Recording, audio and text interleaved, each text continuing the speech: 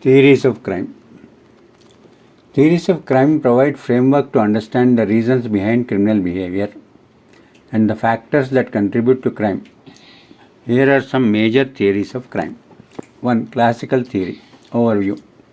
Originating in the 18th century with thinkers like Cesare Beccaria and Jeremy Bentham, this theory argues that individuals have a free will and they engage in crime after weighing the risks and rewards. The key concepts are deterrence. Punishment should be swift, certain, proportionate to deter crime. Rational choice. Second concept. Criminals make rational decisions to commit crime based on potential benefits versus the risks. Next is biological theories. Overview. These theories suggest that genetic and physiological factors contribute to criminal behavior. The key concepts are genetics and neurophysiology. Genetics is some individuals may inherit traits that predispose them to criminal behavior, and neurophysiology is the brain chemistry, hormonal imbalance, and other biological factors can influence criminal behavior. Next are psychological theories. They focus on mental processes and personality traits that may lead individuals to commit crimes. The key concepts are psychoanalytical theory of Freud, cognitive development theory, and personality theories. Psychoanalytical theory is based on Freud's ideas. It says unresolved childhood conflicts and unconscious desires can lead to criminal behavior. And cognitive development theory suggests that criminal behavior results from faulty or incomplete cognitive development. Personality theories, they indicate that impulsivity or lack of empathy can predispose an individual to crime. Next, sociological theories. These theories emphasize the role of social structure, relationship, and environment in influencing criminal behavior. The key concepts in sociological theories are strain theory, social learning theory, social control theory, and labeling theory. Strain theory. Proposed by Robert K. Merton, it argues that societal pressures and the inability to achieve socially accepted goals can lead to crime. And social learning theory suggests that criminal behavior is learned through interaction with others. Social control theory, it posits that strong social bonds and institutions prevent crime, while weak ones increase the likelihood of criminal behavior. And labeling theory, it argues that society's reaction to certain behaviors or individuals lead to labeling them as criminals, which may reinforce criminal identity and therefore criminal behavior. Next are inliner critical theories. These theories examine how power dynamics in society and polity, inequality and social structures, economic inequality, social inequality and social structures contribute to crime. The key concepts are Marxist theory by Karl Marx, feminist theory and critical race theory. In Marxist theory focuses how capitalism and class struggle influence crime by the underdogs. Feminist theory examines how gender inequalities and patriarchal structures contribute to female criminality and victimization. Critical race theory explores how race and racism shape crime and criminal justice system. Next, routine activities theory. This theory, proposed by Lawrence Cohen and Marcus Felson, suggests that crime occurs when a motivated offender, a suitable target, and absence of a capable guardian converge in space and time. There are three things: a triangle, crime triangle, routine activities. The crime triangle says a motivated offender one side, suitable target in the second side, and absence of a capable guardian converge in space and time. The key concepts are the opportunity. Crime is likely to occur when opportunities are present, such as unguarded property or vulnerable individuals. Next, cultural theories. These theories explore how cultural values, norms, and subcultures contribute to criminal behavior. The key concepts are subcultural theories and cultural deviance theory. Subcultural theories suggest that certain groups or subcultures have values that are conducive to criminal behavior. Cultural deviance theory proposes that conformity to values and norms of certain groups may lead to criminal behavior. Then postmodern era theories. These theories challenge the traditional concepts of crime and justice, focusing on how power, knowledge, and discourse shape our understanding of crime. The key concepts are social constructionism, social construct,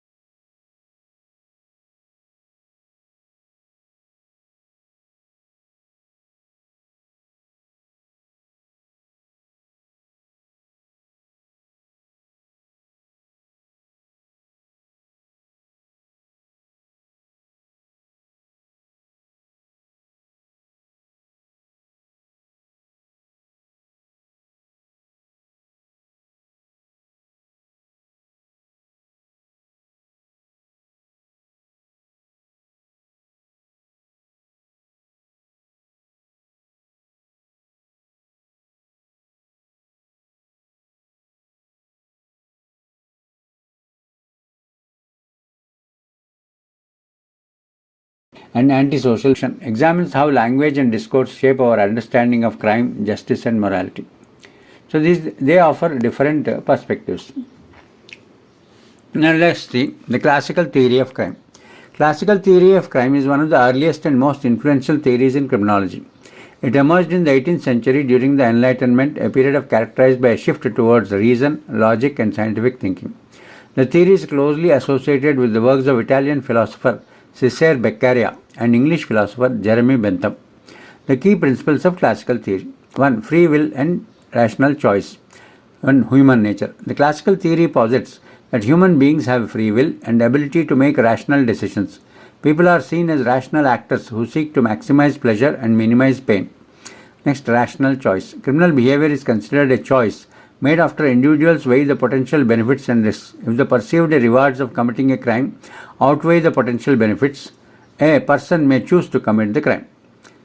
Outweigh the potential punishments, a person may choose to commit the crime. Next is deterrence concept. Punishment as a deterrent. The classical theory argues that punishment can deter crime if it is proportionate, certain, and swift. The fear of proportionate punishment should be enough to dissuade individuals from engaging in criminal behavior. Next, proportionality. Punishment should fit the crime. They should be neither too harsh nor too lenient. This ensures that the cost of committing a crime is greater than the benefits. Next, certainty and swiftness. The certainty of being caught and punished is considered more effective in deterring crime than severity of the punishment. Additionally, punishment should be administered swiftly to create a clear connection between crime and its consequences. Next concept is equality before law. Legal equality. The classical theory emphasizes that all individuals are equal before the law. Law should be applied uniformly and punishment should not vary based on a person's social status, wealth, or power. Next is impartial justice. The legal system should be impartial and objective, ensuring that justice is administered fairly and consistently. Now, Cesare Beccaria and his contribution.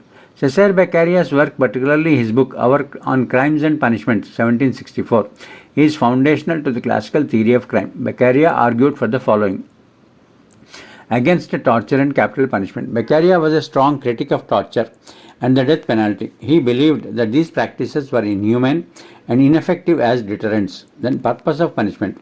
He emphasized that the purpose of punishment should be to prevent crime and rehabilitate offenders, not to exact revenge by the society. Clarity and simplicity of laws. Beccaria advocated for laws that were clear, simple, understandable to all citizens, believing that people are more likely to follow laws when they understand them. Jeremy Bentham and utilitarianism. Jeremy Bentham further developed the classical theory with his concept of utilitarianism, which posits that actions should be judged based on their utility or the amount of happiness or pleasure they produce. The key points are hedonistic calculus. Bentham introduced the idea of hedonistic calculus, where individuals weigh the pleasures and pains associated with their actions. According to Bentham, the criminal justice system should be designed to ensure that the pain of punishment outweighs any pleasure gained from criminal activity.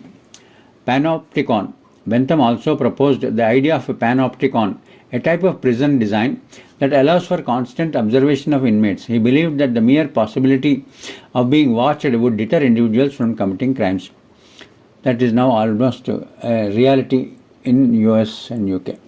Next, criticisms of classical theory. Despite its influence, the classical theory has faced severe criticisms. 1. Overemphasis on rationality. Critics argue that not all individuals act rationally. Factors like mental illness, addiction, socio-economic conditions can influence behavior, making the assumption of rational choice too simplistic.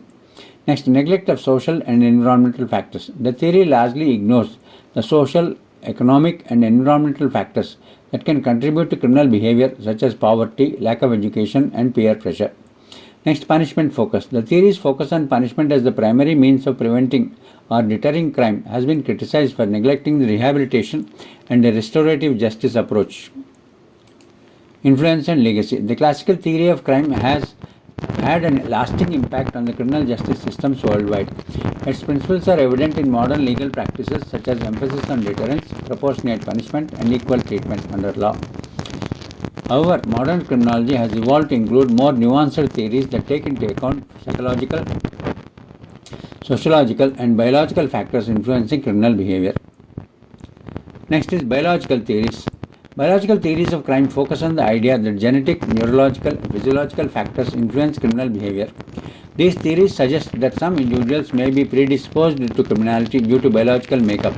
Over time, biological theories have evolved from early deterministic views to more sophisticated approaches that consider the interaction between biology and the environment. Early biological theories: Cesare Lombroso and the born criminal. Cesare Lombroso, an Italian criminologist, is often considered the father of biological criminology. In the late 19th century, Lombroso proposed that criminals were born criminals, distinguishable by physical anomalies or atavistic features that were throwbacks to earlier stages of human evolution. Key features: Lombroso suggested that criminals could be identified by certain physical characteristics like as asymmetric face, large jaw and cheekbone, long arms, low sloping forehead. Criticism: Lombroso's theory was later discredited due to its deterministic nature and lack of empirical support. It also faced criticism for its ethical implications and potential for abuse in justifying discrimination. Phrenology overview. Phrenology was a pseudoscience popular in the 19th century which posited that the shape of the skull could determine a person's personality and propensity for criminal behavior. It was believed that different areas of brain corresponded to different traits, that these could read from the shape of the skull. Criticism: Phrenology was eventually debunked as it lacked scientific validity and was based on anecdotal evidence. Next are genetic theories. Twin and adoption studies. Genetic theories gained more empirical support with the advent of twin and adoption studies, which aim to separate the effect of genetics and environment and behavior. Their key findings are: twin studies. Research has shown that identical twins who share 100% of their genes are more likely to both emerge in criminal behavior than fraternal twins who share 50% of their genes, suggesting a genetic component to criminality. Adoption studies. These studies compare the behavior of adopted children to that of their biological and adoptive parents. Findings indicate that children are more likely to exhibit criminal behavior if their biological parents had a history of criminality, even when raised in a different environment. Next, chromosomal abnormalities. Heading. Researchers have explored the role of chromosomal abnormalities via genetics theory in criminal behavior, particularly focusing on XYY syndrome, where males have an extra Y chromosome. Key findings: XYY syndrome. Early studies suggested that men with XYY syndrome were more likely to exhibit aggressive and antisocial behavior. However, later research found that the correlation between XYY syndrome and criminal behavior was very weak, and most individuals with this condition do not engage in criminal activity.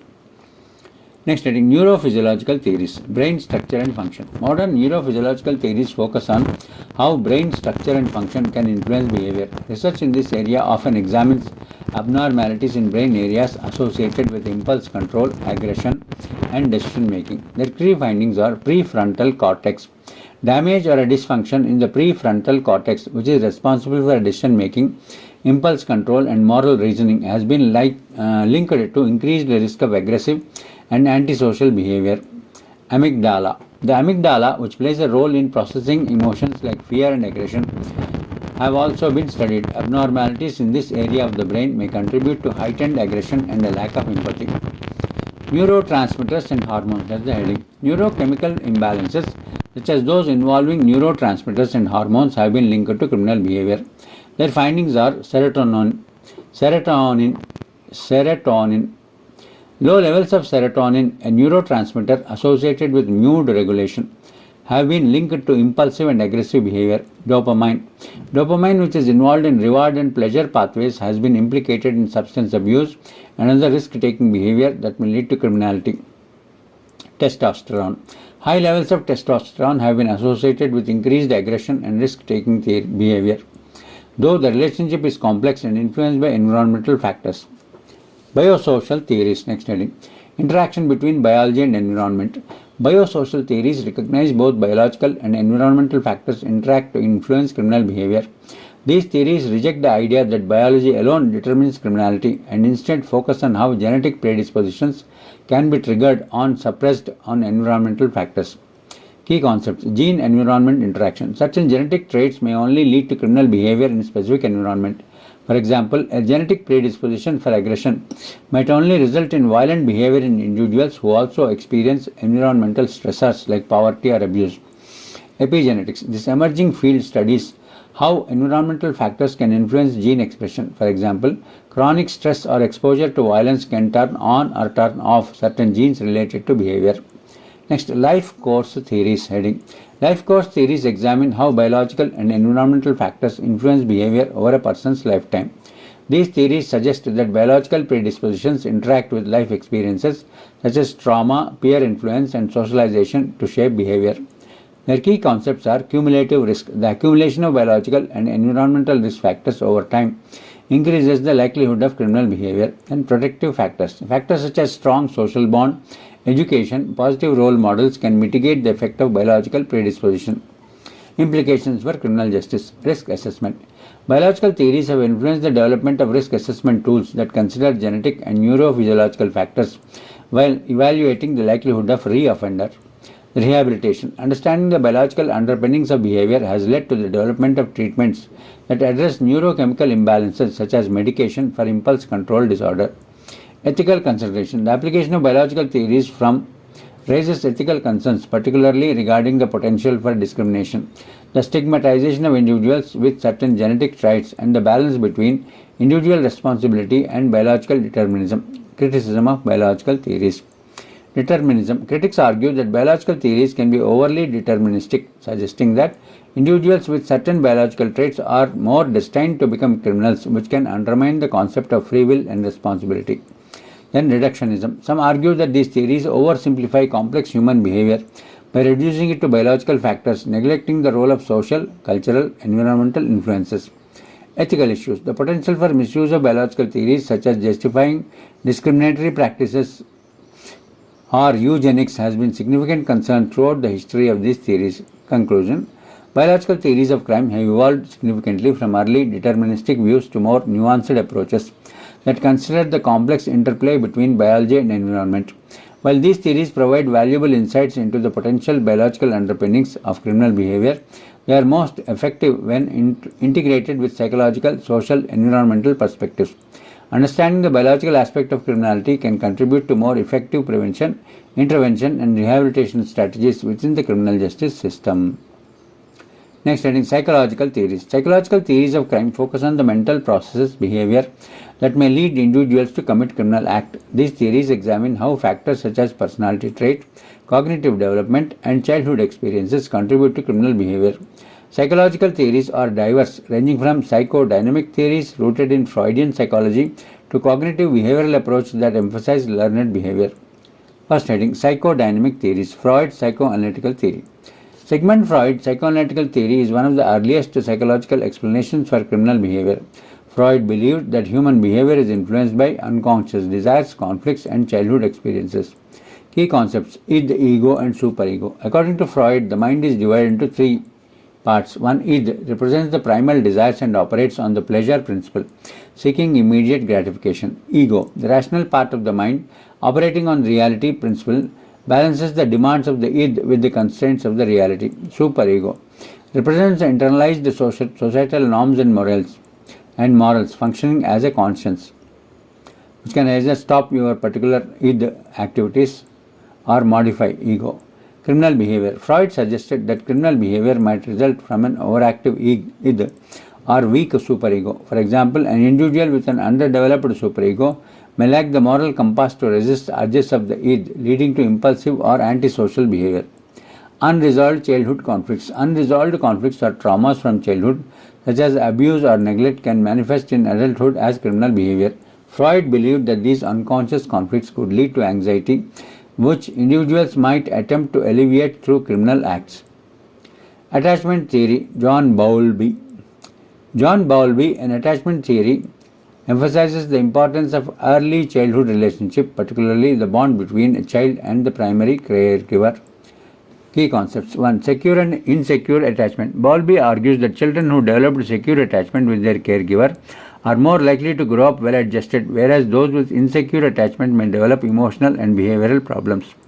Maternal deprivation. Bowlby's research suggested that prolonged separation from the mother or primary caregiver during the early years could lead to emotional difficulties and increase the risk of delinquent behavior. Criminal behavior. Individuals with insecure attachment patterns, particularly those characterized by neglect or inconsistent caregiving, may struggle with forming healthy relationships and managing emotions, potentially leading to criminal behavior. Next, behavioral theories. 1. Social learning theory by Albert Bandura. Social learning theory developed by Albert Bandura posits that people learn behaviors, including criminal ones, through observation, imitation, and reinforcement. Key concepts. Observational learning. Bandura argued that individuals, especially children, learn by observing the behavior of others, particularly role models such as parent, peer, and media figure. Modeling. If a person observed a behavior being rewarded, they are more likely to imitate it. For example, a child who sees a sibling being praised for aggressive behavior may imitate that and behavior in hope of receiving similar reward. Reinforcement and punishment. Behaviors that are reinforced, rewarded are likely to be repeated, while those that are punished are less likely to occur. Inconsistent or inappropriate reinforcement can contribute to development of criminal behavior. Next is criminal behavior. Social learning theory suggests that the individuals may learn criminal behavior by observing others engaging in and benefit from such behaviors, particularly in environments where crime is normalized or glamorized, especially movies and in prisons. Operant conditioning. B.F. Skinner. Next theory. B.F. Skinner, operant conditioning. B.F. Skinner, an operant conditioning theory is based on the idea that behavior is shaped by its consequences, rewards, and punishment. Key concepts. Positive reinforcement. Behavior that is followed by a rewarding stimulus, example, money or praise, is more likely to be repeated. Negative reinforcement. Behaviors that removes an aversive stimulus, that is, avoiding punishment, escaping stress, is more likely to be repeated than punishment. Behavior that is followed by an unpleasant consequence, example, imprisonment or a fine, is less likely to be repeated. Next, criminal behavior. Skinner's theory suggests that the criminal behavior can be understood as a result of part reinforcement and punishment patterns. If criminal acts have been consistently rewarded, that is, gaining money or assault status, they are likely to continue. Next, heading cognitive theories. Cognitive development theory, John Piaget and Lawrence Kohlberg. Cognitive development theories focus on how individuals develop moral reasoning and the ability to distinguish right from wrong over time. Jean Piaget and Lawrence Kohlberg made significant contribution to the understanding of how moral reasoning evolves. Key concepts. Piaget's stages of moral development. Heteronomous morality, autonomous morality. In heteronomous morality, in early childhood, morality is based on external rules and authority figures. Children view rules as fixed and unchangeable. Autonomous morality. As children grow, they begin to understand that rules are flexible and can be modified through mutual consent. They develop a sense of fairness and justice. Next is Kohlberg's stages of moral development. Pre-conventional level. Individuals at this stage are motivated by self-interest and the desire to avoid punishment or gain reward. Conventional level. Individuals conform to societal norms and seek approval from others. Post-conventional level. Individuals base their moral decision on abstract principles such as justice, equality, and human rights. Criminal behavior. Cognitive development theory suggests that individuals who fail to progress through these stages of moral development may struggle to understand or internalize societal norms, leading to the objectionable criminal behavior. Next is cognitive distortions. Cognitive distortions are biased ways of thinking that can lead individual to justify or rationalize criminal behavior. Key concepts are minimization, downplaying the significance of a crime, such as thinking it's no big deal or nobody got hurt. Next is blaming others, shifting the responsibility for criminal behavior onto others, such as thinking it is their fault for leaving the door unlocked. Then entitlement, believing one has the right to commit a crime, such as thinking I deserve more than what they do. Then criminal behavior. Cognitive distortions can lead individuals to rationalize and continue engaging in criminal activities, as they do not fully recognize or accept harmfulness in their activities. Next heading, personality theories. Personality trait and criminal behavior. Personality theories explore how certain traits or personality types may predispose individuals to criminal behavior. Key concepts. Impulsivity, a tendency to act without thinking about the consequences, often linked to aggressive and antisocial behavior. Lack of empathy. Individuals with low level of empathy may be more prone to harming others without remorse. Antisocial personality disorder, ASPD. A personality disorder characterized by a long-term pattern of disregard for and violation of the rights of others. Individuals with ASPD may engage in deceitful, manipulative, and sometimes violent behavior. Neuroticism. High levels of neuroticism or emotional instability can lead to impulsive and irrational decisions, including criminal acts. Next heading, the five-factor model. Big Five personality traits. Overview. The five-factor model is a widely accepted framework for understanding the personality. It includes the five broad traits: openness, conscientiousness, extraversion, agreeableness, and neuroticism. OCEAN, full form. The short form is OCEAN. That means O for openness, C is for conscientiousness, E is for extraversion, A for aggression, and N for neuroticism.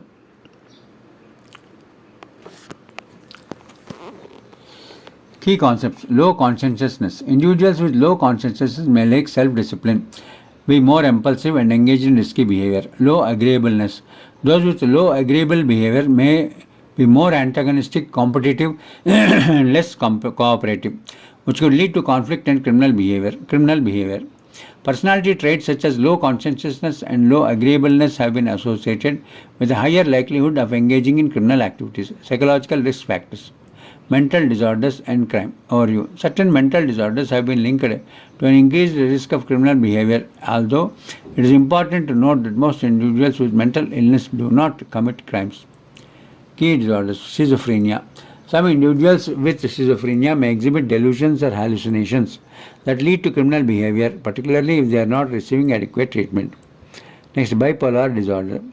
During manic episodes, individuals with bipolar disorder may engage in impulsive or risky behavior, including criminal acts. Then, conduct disorder. A disorder diagnosed in childhood or adolescence characterized by 4 persistent patterns of aggressive and antisocial behavior. Substance use disorder. Substances abuse can impair judgment, increase impulsivity, and lead to criminal behavior, either directly or through illegal activities or indirectly through effect on the substances. Next, intelligence and crime. That's the heading. Intelligence, particularly low IQ, has been studied as a potential risk factor for criminal behavior. The key concepts are low IQ. Individuals with lower intelligence may struggle with problem solving, decision making, and understanding the consequences of their actions, making them more vulnerable to engaging in criminal behavior. Educational failure. Poor academic performance, often associated with low IQ, can lead to frustration, alienness, and then crime. Next are sociological theories of crime. Sociological theories of crime focus on how social structure, relationships, and cultural norms influence criminal behavior. These theories emphasize that crime is not just a result of individual characteristics or choices, but is deeply embedded in social environment. Sociological theories often explore how factors such as social inequality, peer pressure, and cultural values contribute to criminal activity. Below are some of the most prominent sociological theories of crime. Social structure theories. Social structure theories assert that socio-economic conditions and other social factors heavily influence crime rates. These theories include strain theory by Robert Merton. Strain theory, developed by Robert K. Merton, suggests that the crime occurs when there is a disconnect between society's goals and the means available to achieve them. Key concepts. Cultural goals. In many societies, there is a strong emphasis on achieving material success. Example, wealth, status, and these cultural goals are promoted or valued.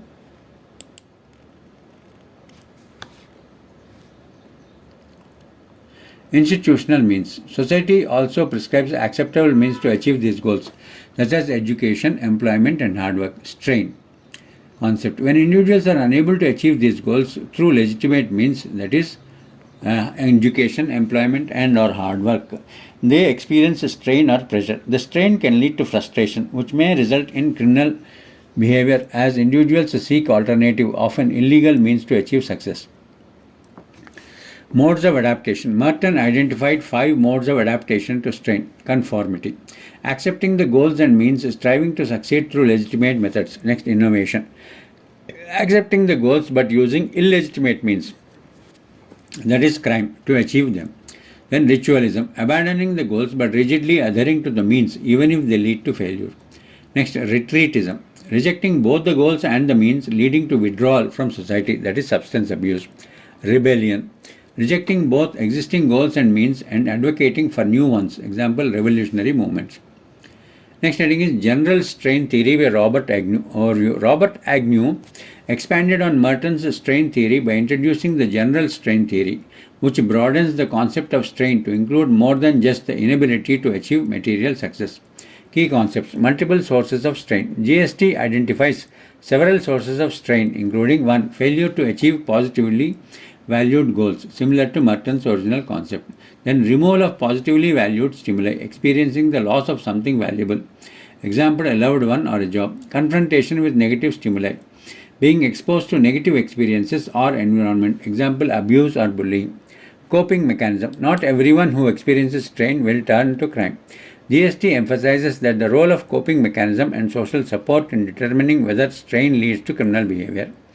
Emotional response, strain often leads to negative emotions like anger, frustration or depression, which can contribute to criminal behavior if not managed properly. Social disorganization theory, Shaw and Mackay. Social disorganization theory, developed by Clifford Shaw and Henry D. Mackay, focuses on the relationship between crime and the characteristic of neighborhoods. Key concepts: disorganized or neighborhoods. High crime rates are often found in neighborhoods characterized by poverty, high population turnover, and ethnic heterogeneity. These areas tend to lack strong social institutions. Schools or churches and social control. Breakdown of social controls. As heading. In disorganized neighborhoods, the breakdown of social control and informal social networks, that is families and neighbors, leads to increased crime. Residents may feel less connected to their community and less likely to intervene in criminal activity. Cultural transmission. Crime becomes a learned behavior that is passed down through generations in these neighborhoods. Young people in disorganized areas may be socialized into criminal behaviors as a norm. Next, social process theories. Social process theories emphasize the role of social interaction and relationships in the development of criminal behavior. These theories include differential association theory, DAT, Edwin Sutherland. Edwin Sutherland's differential association theory posits that criminal behavior is learned through social interaction with others. Key concepts: learning through interaction. Sutherland argued that individuals learn criminal behavior from others, particularly those with whom they are in close relationship, like family, friends and peers, like people in the jail, all put together. Then definition of crime. People are exposed to definitions that are favorable or unfavorable to crime. If a person is exposed to more definitions that favor criminal behavior, they are more likely to engage in crime. Next, techniques and motivation. Individuals not only learn the technique of committing crimes but also the motivation and rationalization that justify such behavior. Frequency, duration, priority and intensity. The likelihood of adopting criminal behavior depends on the frequency, duration, priority, how early in life, and the intensity, importance of the relationship of the exposure to criminal influences. Social learning theory, Albert Bandura's. The next theory. So Albert Bandura's social learning theory expands on Sutherland's ideas by incorporating concept of observational learning, imitation and reinforcement. 1. Observational learning. Individuals can learn criminal behavior by observing others, especially if the observed behavior is rewarded or goes unpunished. Modeling. People are more likely to imitate behavior if they see it being modeled by others, particularly those they admire or identify with, such as masters or politicians. Reinforcement behavior is more likely to be repeated if it is positively reinforced, that is, giving more money, status, and less likely if it is punished. Criminal behavior. Social learning theory suggests that individuals are more likely to engage in crime if they see it being rewarded or if they observe the role models, example parents and peers, engaging in criminal behavior without facing negative consequences. Labeling theory, Howard Becker. Labeling theory, influenced by the work of sociologists like Howard Becker, examines how society's reaction to individuals can lead to criminal behavior. Key concept. 1. Primary deviance, the initial act of rule breaking or deviance. This may be minor and not result in a lasting label. Secondary deviance, when an individual is labeled as a deviant or criminal by society, they may internalize this label and continue to engage in criminal behavior. This is often a response to the stigma and social expectations associated with the label. Next, self-fulfilling prophecy. The label criminal can become a self-fulfilling prophecy where the individual continues to commit crimes because they are treated and viewed as a criminal by others. Next, role of social institutions. Institutions like The criminal justice system, schools and media play a significant role in labeling individuals, which can either contribute to or prevent further deviance. Next, social control theories. Social control theories focus on why people do not commit crimes, emphasizing the role of social bonds and institutions and homes in regulating behavior. Social bond theory by Travis Hershey.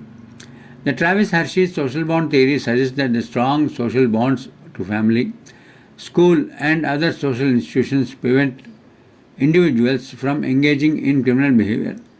Key concepts: attachment, the emotional bond to others, particularly family and close friends. Strong attachments discourage criminal behavior because individuals who do not want to disappoint or hurt from those who they care about. Next, commitment. The investment an individual has in conventional activities such as education and career. The greater the commitments, the less likely a person is to risk in by engaging in crime.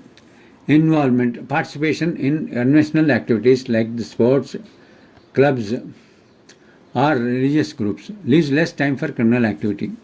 Belief, an individual's belief in the moral validity of laws and social harmony. Strong beliefs in these norms reduce the likelihood of engaging in crime. Criminal behavior.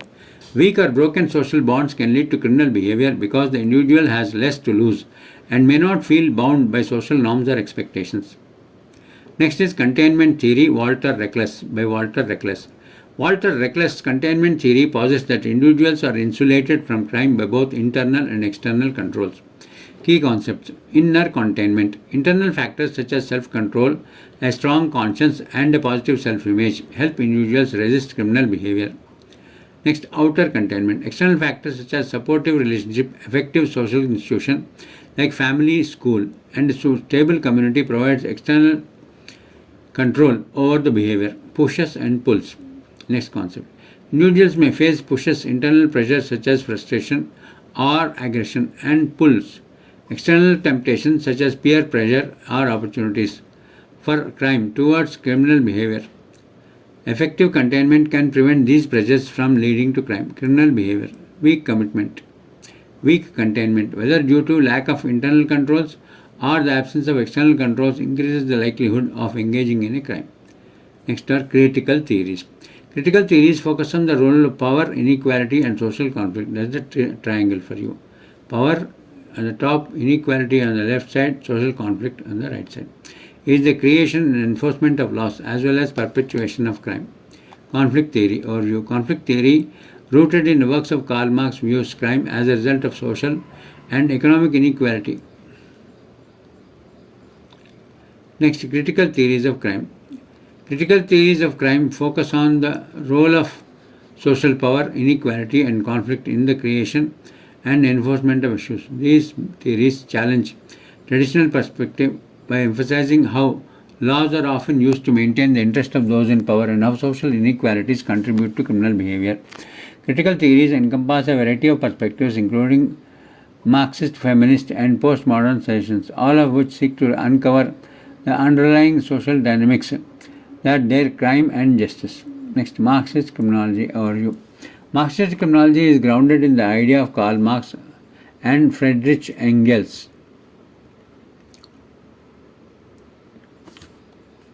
Focusing on the relationship between economic structure and power and crime.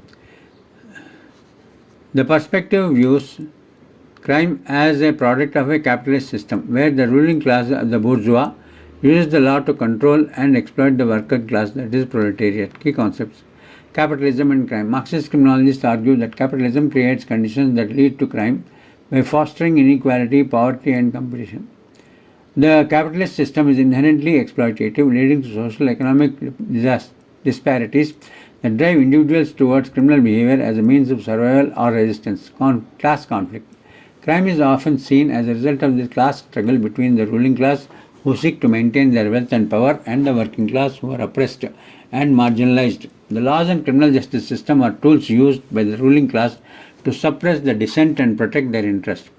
Criminalization of the poor. The legal system disproportionately targets the poor and working class individuals, criminalizing behaviors that threaten the status quo. Crimes of the powerful, such as corporate crime, are often overlooked or treated more leniently compared to street crimes committed by the poor. State and law instruments of control. The state, through creation and enforcement of laws, acts as an instrument of ruling class to maintain social order and suppress challenges to their authority. Laws are not neutral but are designed to reflect and protect the interests of those in power. Criticism. Marxist criminology has been criticized for being overly deterministic, viewing individuals as largely powerless in focus of the capitalistic forces. It also tends to downplay the role of personal choice and agency in criminal behavior. Next, feministic criminology. Feministic criminology emerged in response to traditional male-dominated perspectives to criminology, which often ignored or marginalized women's experience and their experience. This approach examines how gender inequality influences crime and the criminal justice system. Key concepts: gender and crime. Feminist criminologists argue that traditional criminology has ignored the unique ways in which the gender shapes criminal behavior and victimization. For example, women's crimes are often different in nature from men's, and their motivation may be influenced by factors such as poverty, abuse, and gender roles. Patriarchy and power. Feminist criminology emphasizes the role of patriarchy, a system of male dominance, in shaping both criminal behavior and responses to it. The criminal justice system is often biased against women, both in how laws are applied and in how female offenders are treated. Victimization of women. Feminist criminologists highlight how women are disproportionately victims of certain crimes, proportionately domestic violence, sexual assault, and human trafficking. These crimes are often underreported or inadequately addressed by the criminal justice system. Under intersectionality, feminist criminology also explores how other forms of inequality like race, class, and sexuality intersect with gender to shape experience of crime and justice. This intersectional approach seeks to understand the multiple dimensions of oppression that women face. Criticism. Some critics argue that the feminist criminology can be overtly focused on gender at the expense of the other important factors such as race and class. However, the intersectional approach within the feminist criminology addresses the kite by examining how various forms of oppression are intersecting. Critical race theory, CRT. Critical race theory examines how race and racism intersect with the law, criminal justice, and society at large. CRT originated in legal studies but has been applied to criminology to explore how systematic recent efforts, crime and justice. Key concepts: rational inequality in the criminal justice system. CRT argues that the criminal justice system is not neutral but is shaped by racial biases that disadvantage the people of color. This includes disparity in arrest rates, sentencing, and incarceration. Racial profiling. CRT highlights practices like racial profiling, where the individuals are targeted by law enforcement based on their race rather than any specific behavior. This contributes by higher rates of criminalization and incarceration among minority groups. Intersectionality. Similar to feminist criminology, CRT emphasizes the importance of intersectionality, examining how race intersects with other forms of inequality, and all classic gender and sexuality to influence criminal behavior and justice outcomes. Challenging the status quo. CRT seeks to challenge and transform thus existing legal and criminal justice system by addressing the deep-seated racial biases and that permeate. Now, criticism. Critics of CRT argue that it can be overly focused on race and the evidence of other important factors, and that it may promote or divisive view of society. However, proponents argue that CRT is necessary to address the pervasive and systematic nature of racism. Peacemaking criminology overview. Peacemaking criminology is a control critical approach that emphasizes the need to restorative justice, compassion, social justice in addressing crime. It challenges the traditional package approach. It challenges restorative justice. Peacemaking criminologists advocate for restorative justice practices that focus on healing and reconciliation rather than punishment, South Africa model. This includes bringing together offenders, victims, and the community to address the harm caused by the crime and tend to find ways to repair it. Non-violence, Mahatma Gandhi. This approach is rooted in principle of non-violence, drawing on the teachings of figures like Mahatma Gandhi and Martin Luther King Jr. Peacemaking criminologists argue that violence begets violence and that punitive response to crime often perpetuates cycles of harm. Social justice. Peacemaking criminology emphasizes the importance of addressing the root causes of crime such as poverty, inequality, and social injustice. By creating a more just and equitable society, peacemaking criminologists believe that crime can be significantly reduced. Compassion and equality, empathy. This approach advocates for a compassionate and empathetic response to crime, recognizing the humanity of both victims and offender. It challenges the dehumanization that often occurs in criminal justice system. Criticism. Peacemaking criminology has been criticized being idealistic and difficult to implement on a large scale. Critics argue that restorative justice practices may not be appropriate for all types of crime, particularly violent offences. Postmodern criminology. Heading. Postmodern criminology challenges the traditional narratives and methods of criminology, questioning the way foundation of what we consider crime and justice. It is influenced by postmodern philosophy, which rejects grand narratives and enforces pluralism and relativism. Next, key concepts. Deconstruction of crime and justice. Postmodern criminologists seek to deconstruct the concept of crime and justice, arguing that these are socially constructed and often serve the interest of the powerful bodies or people. They question who defines crime and how these definitions change over time. Power and knowledge. Drawing on the work of Michael Foucault, postmodern criminology explores the relationship between power and knowledge. It examines how those in power use knowledge and discourse to control and regulate behavior, often labeling certain groups as criminal based on social norms and prejudices. We had some criminal tribes classified by British in India, from Rajasthan especially. Pluralism and diversity. Postmodern criminologists emphasize the importance of recognizing the diversity of experiences and perspectives. They argue that traditional criminology often imposes a single narrative that marginalizes alternative viewpoints and experiences. Fragmentation and local narrative. Rather than seeking universal explanation for crime, postmodern criminology focuses on local, specific context. It embraces fragmentation and rejects the idea of one-size-fits-all approach to identify crime and justice. Criticism. Postmodern criminology has been criticized for being overtly abstract and lacking in practical approach. Its rejection of universal truths can make it difficult to develop coherent politics or solutions to crime. Next, left realism overview. Left realism emerged as a response to the perceived shortcoming of both traditional criminology and radical criminology. It seeks to address the real immediate concerns of the working class communities regarding crime while still acknowledging the broader social structures that constitute criminal behavior. Key concepts. Realistic approach to crime. Left realists advocate for a pragmatic approach to crime that takes seriously the concerns of those most affected by it, particularly working class communities. They argue that crime is a real problem that causes significant harm and it must be addressed through practical community-based solutions. Square of crime. Left realists focus on how four elements in understanding crime, that is offender, victim, state and community. They argue that effective crime control must involve all these elements working together. What are they? Offender, number one.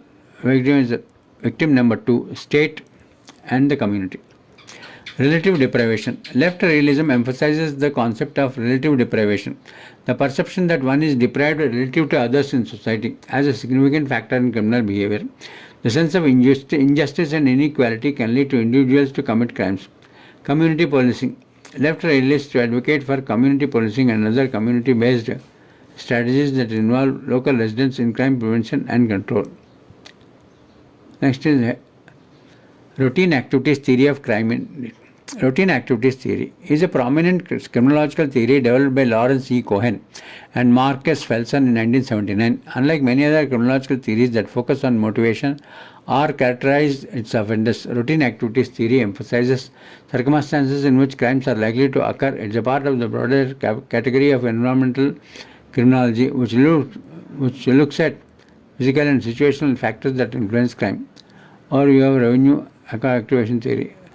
Routine activities theory posits that the crime is more likely to occur when three elements converge in time and space. That is, a motivated offender, number one, a suitable target, number two, and the absence of a capable guardian, number three. According to the theory, crime is not simply the result of deviant or criminal individual, but rather the outcome of everyday patterns and routines that bring potential offenders into contact with potential targets in the absence of adequate protection. Key concepts. Motivated offender. Definition. A motivated offender is someone who is willing and able to commit a crime. The theory assumes that there will always be individuals who are motivated to offend, whether due to personal gain, psychological factors, or other reasons. Characteristic. Relative activists. Theory does not delve deeply into motivations behind criminal behavior, but assume that in any given population there will be individuals motivated by various factors to commit crimes. Examples: a person looking to steal money, a teenager seeking to thrills through vandalism, and an individual seeking revenge could all be considered as motivated offenders. Suitable target. A suitable target is a target in anything or anyone that is motivated. Offender might want to exploit or take advantage of it. Characteristics.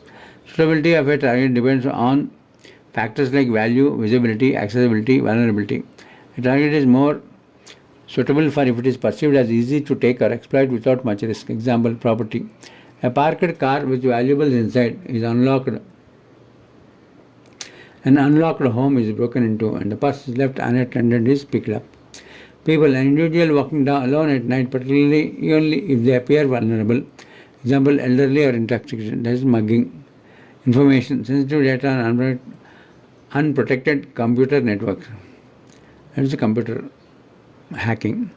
Absence of capable guardian. Definition: a capable guardian is someone, something that can prevent a crime from occurring. This could be a person, object, or system that provides protection or deterrence. Characteristics: guardians may be formal, police officer, security guard; informal, neighbor, family, friends.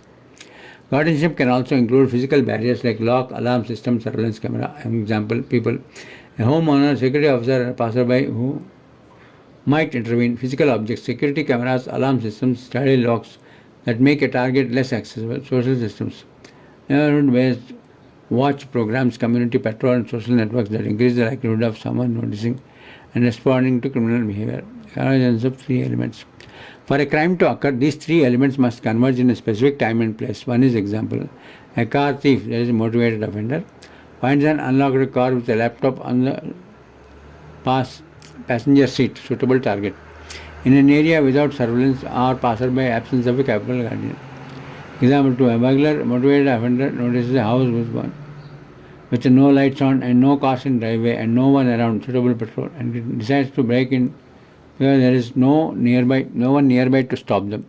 Absence of a capable guardian. If one of these elements is missing, the likelihood of crime occurring decreases. For example, if there is a capable guardian present, such as security guard or vigilant neighbor, the motivated offender might decide not to commit the crime. Then, if the target is not suitable, such as a well-secured home for an alarm system, the offender may be deterred. If there is no motivated offender in this case, even the presence of a suitable target and absence of a guardian would not result in a crime. Application of routine activity theory. Routine activity theory has been widely used to understand and prevent crime. Its practical implications include crime prevention through environment design, CPTED. CPTED is a strategy that seeks to reduce the crime by altering the physical environment to decrease opportunities for crime. This might involve improving lighting, installing capacity cameras, or designing public spaces to increase visibility and natural surveillance. Connection to theory. By increasing the presence of a capable guardian and reducing the suitability of targets, CPTED directly applies the principles of routine activity theory. Situational crime prevention. Situational crime prevention involves implementing measures that reduce opportunities for crime, like installing a lock, using anti-theft device, or increasing police patrol. Connection to theory. These measures reduce crime by making it harder for motivated offenders to find suitable targets without the risk of intervention from capable guardians. Analysis of crime patterns. Overview. Law enforcement agencies use routine activity theory to analyze crime pattern and predict when and where crimes are more likely to occur. Connection to the theory.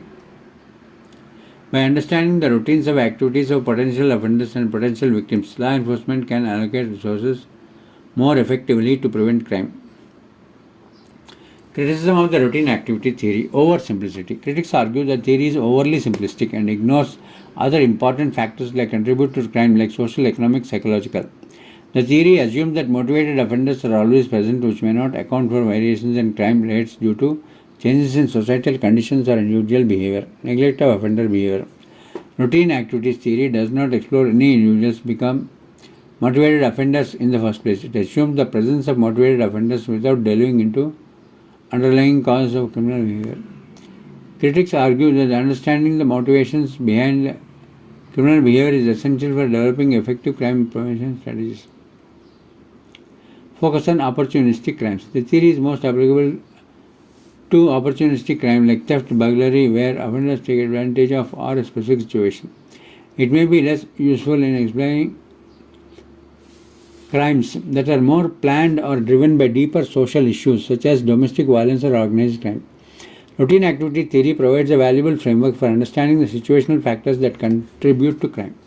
By focusing on the convergence of motivated offenders, suitable targets, and absence of capable guardians, the theory offers practical insights into the crime prevention and analysis of crime. Despite its limitations, routine activity theory remains a key tool in environmental criminology and continues to inform policies and strategies aimed at reducing crime through management of everyday environment. Cultural theories of crime in detail. Cultural theories of crime explore how cultural norms, values, beliefs, and practices within a society or specific subgroup influence criminal behavior. These theories emphasize that crime can be understood not only as an individual act but also as a product of the cultural environment in which individuals are embedded. Cultural theories consider the ways in which societal norms and values of societal groups can encourage or discourage criminal behavior. Next, first heading, subcultural theory overview. Subcultural theory suggests certain groups and subcultures within society have values and norms that are distinct from or in opposition to mainstream societal values. These subcultures can develop in response to social, economic, or environmental conflict that may promote behaviors that are considered deviant or criminality by. Then key concepts, subculture. Subcultures are other groups that possess their own unique values, norms, and practices, which can differ slightly from those of the dominant culture. State frustration. Developed by Albert Cohen, the concept of status frustration. Status frustration explains how individuals, particularly young people from socio-economic backgrounds, may experience frustration due to their inability to achieve success as defined by mainstream society. The frustration can lead them to reject mainstream values and form and join subcultures that have alternative behaviors, including criminal acts. Differential opportunity. Richard Cloward and Lloyd O'Hlin expand the subcultural theory by introducing the idea of differential opportunity. They argue that access to legitimate opportunities like education, employment varies by social class, and when these opportunities are blocked, individuals may turn to illegitimate means or crime to achieve success. Then types of subculture. Criminal subculture. These subcultures develop in areas where they are established criminal enterprise like organized crime network. Young people also face this may be socialized into criminal behavior as a means of achieving success or status. Conflict subcultures. These arise where there is a little access to either legitimate or illegitimate opportunities in such environment. Violence and aggression become the means of gaining status and resources. Retreatist subculture. Members of these subcultures often called retreat from both legitimate and illegitimate means of success, turning instead to a drug use or other forms of escapism. Subcultural theory has been criticized for its tendency to generate and internalize subgroups on inherently criminal. Critics also argue that it oversimplifies the complex social and economic factors that contribute to cultural transmission theory. The cultural transmission theory, also known as social learning theory of crime, suggests that the criminal behavior is learned through interaction with others. It posits that the individuals learn criminal behavior in the same way they learn any other behavior, through communication and interaction with others who are already engaged in such behavior. Key concept: learning from this. The theory argues that criminal behavior is learned through association with others who have criminal attitude, values, and behaviors. This process of learning occurs through communicate, observe, and imitate. Differential association. Edward Sutherland, a key opportunities of cultural transmission theory, introduced the concept of differential association. The concept suggests that individuals are more likely to engage in criminal behavior if they are frequently exposed to attitudes that favor law violation over law avoiding behavior. Technique and rationalization. According to Sutherland, individuals not only learn the techniques of committing crimes but also the rationalization or justification for their actions. These justifications help individuals to neutralize feelings of guilt or shame. Criticism. Cultural transmission theory has been criticized for not adequately explaining some individuals exposed to criminal behavior do not themselves become criminals. It also tends to focus on interpersonal interaction, sometimes overlooking the broader social environmental context in these interactions occur. Cultural conflict theory. Cultural conflict theory developed by Thorstein Stellin poses that the crime arises when there is a clash between the cultural norms of different groups. In multicultural societies, various cultural groups may have different norms, values, and legal codes, leading to conflict that result in criminal behavior. Hindu-Muslim. In Hyderabad, primary and secondary cultural conflict. Stellin distinguished between primary and secondary cultural conflict. Primary cultural conflict occurs when individuals from one culture migrate to another culture with different norms and values, leading to behavior that is criminalized in the new culture. Secondly, cultural conflict can arise within a single society when difficult subcultures with opposing norms and values coexist, leading to friction and criminal behavior. Legal pluralism. This concept refers to the existence of multiple legal systems or sets of norms within a society. Cultural conflict argues that legal pluralism can lead to confusion and conflict, particularly when the dominant legal system criminalizes behaviors that are accepted within a subculture. Criticism.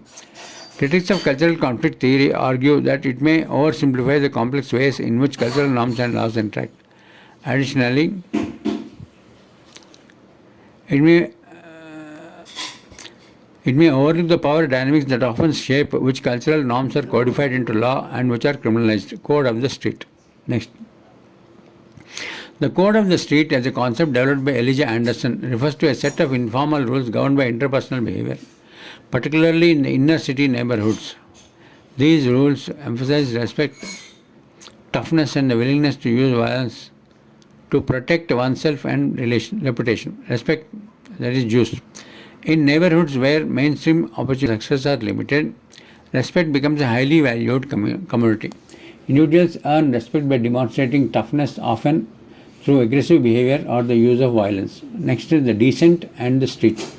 Anderson distinguishes between decent family who adhere to mainstream values and norms and street families who embraces the code of the street. However, even individuals from decent families may adopt the code of street in public as a means of self-protection, self-image, and identity. The code of the street influences how individuals perceive themselves and others. Violating the code, such as by backing down from a confrontation, can lead to loss of respect and societal standing. Criticism. The code of street has been criticized for potentially reinforcing negative stereotypes about inner city communities. Some argue that it may oversimplify the complex social dynamics at play in these environments and underemphasize the broader structural factors contained in the adoption of truth. Cultural deviance theory. Cultural deviance theory suggests that the conformity to the norms of certain substances or groups may lead to behavior that is considered deviant or criminal by the broader society. It posits that crime is a result of individuals conforming to the values and norms of their subculture, that is Muslims, even when these values are at odds with the laws and norms of the mainstream society, that is Muslims in UK. Key concept: cultural norms and values. According to cultural deviance theory, individuals learn and internalize the norms and values of their subculture, which may condone or even encourage criminal behavior. These norms and values are passed down through generations, leading to persistence of criminal behavior within certain groups. Socialization. The process of socialization plays a critical role in cultural deviance theory. Individuals are socialized into their subculture norms and values from a young age, which influences their behavior and attitudes towards crime. Cultural deviance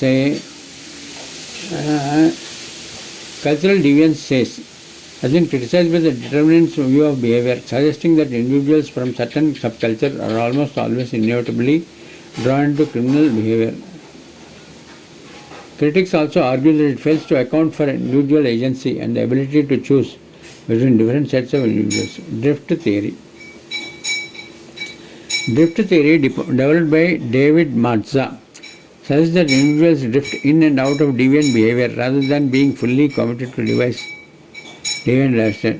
This theory proposes that the criminal behavior is not merely necessary as a result of making strong adherence to subcultural norms, but can occur when individuals temporarily suspended their adherence to individual mainstream norms. Key concepts: neutralization techniques. Mazza and Gresham Sykes identified techniques of neutralization that allow individuals to drift into deviant behavior without fully rejecting societal norms. These include denial of responsibility, it wasn't my fault; denial of duty, no one was hurt; and denial of the victim, they had it wrong. Soft determination. Drift theory, based on concept of soft determinism, which suggests which individuals might make free will and their choices are influenced by social and environmental factors. Individuals may drift into criminal behavior during the term of uncertainty and not disconnected with the societal norms.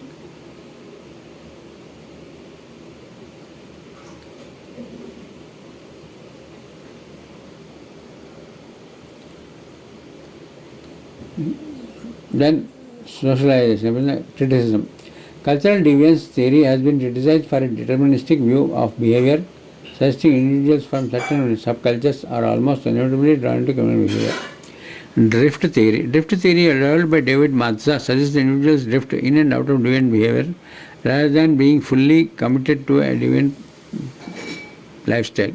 The theory proposed that the criminal behavior is not necessarily a result of storing adherence onto subculture norms, but can occur when individuals temporarily suspend their adherence to mainstream values. Neutralization techniques. Mazza and Gresham Sykes identified techniques of neutralization that allow individuals to drift into deviant behavior without fully rejecting societal norms.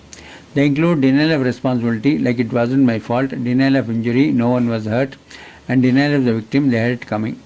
Soft determination. Drift theory is based on the concept of soft determinism, which suggests that while individuals have a free will, their own choices are influenced by societal and environmental factors. The individuals may drift into criminal behavior during times of uncertainty or when they feel disconnected from societal norms. Criticism. Critics of drift theory argue that it may downplay the role of structural factors such as poverty, inequality in influencing criminal behavior. Additionally, the theory's focus on individual choices may overlook the broader societal context in which these choices are made. Conclusion. Cultural theories of crime often offer valuable insight into how societal norms, values, and subcultures influence criminal behavior.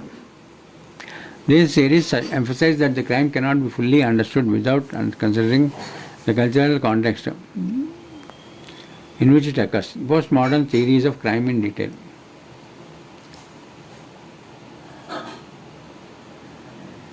Postmodern theories of crime represent a significant departure from traditional criminological theories, which often rely on overarching narratives or grand theories to explain criminal behavior. Instead, postmodern criminology emphasizes the fragmented, complex, and fluid nature of societal reality.